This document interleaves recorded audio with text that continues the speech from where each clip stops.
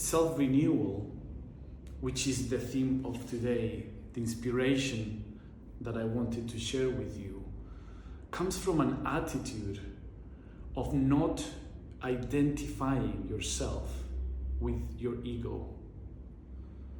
If you identify yourself with your ego, you will be stuck for a long time.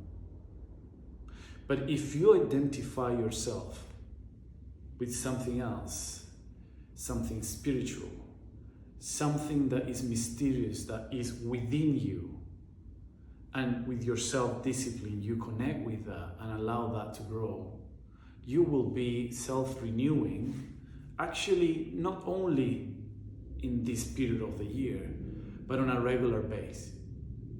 This is so necessary in order to move forward in life. We need to press the reset button. And when we press that one, voila, we feel different. We see things differently.